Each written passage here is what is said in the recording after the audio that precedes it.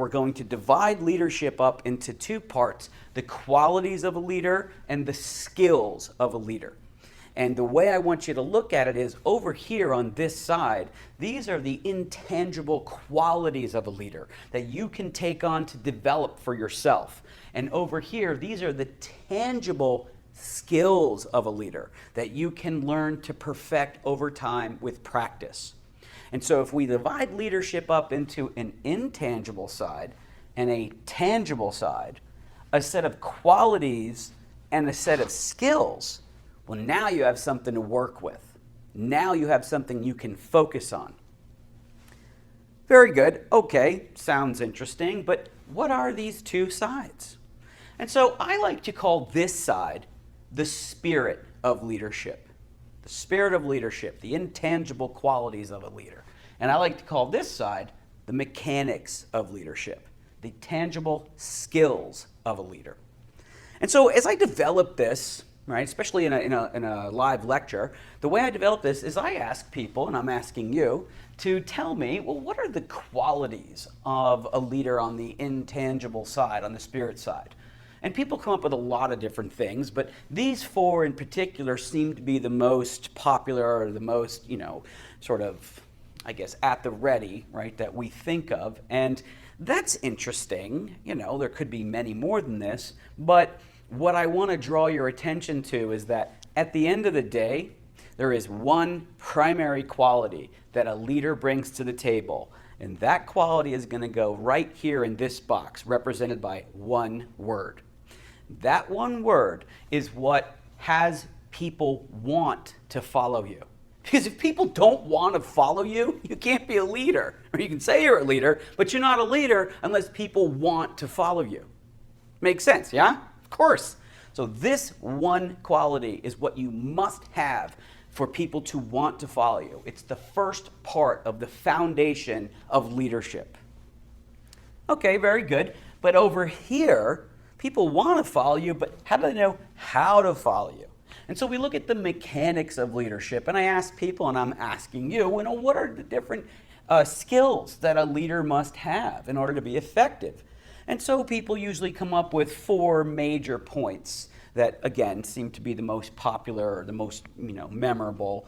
And here again, though, those 4 points, those skills, will distill down to one single thing, one single word that's going to go in this box. And that word is what a leader needs to possess that makes people know how to follow them. How? Over here, I want to follow you, but I got to know how to follow you. Okay, cool. What goes in these boxes? What words go in these boxes? Well, let's work over here. What one word encapsulates the essence of the intangible quality of a leader that makes you want to follow them? They're influential because they create this. What word goes in that box? The word that goes in that box is the word trust. Trust. I trust you. I will follow you. I will do what you ask me to do because I know that it's going to work out because I trust you. I don't trust you. I'm not going to do what you want me to do. I may do it because it's my job description, but I'm not going to go the extra mile. I'm not going to want to listen to what you have to say when you're going to coach me and try to develop me because I don't trust you. So why would I listen? In other words, if you're going to be a person of influence, a leader, you have to have trust with the people around you. There's no point trying to be a leader if you don't have this first part of the foundation, right? Let me use this, that's more foundation. That's not what this is. Good. You got to have the foundation, okay?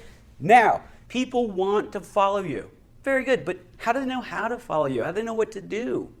So what one word goes in this box? What one word is it that has people know how to follow you? Think about it. What one word? And that word is communication. All right? Communication. Did you get it right? Sometimes you will, right? Some people will. But in any event, the word is communication. So what did we just learn? We just learned that the foundation of leadership is trust and communication. You cannot be a person of influence if you don't create trust and have excellent communication skills.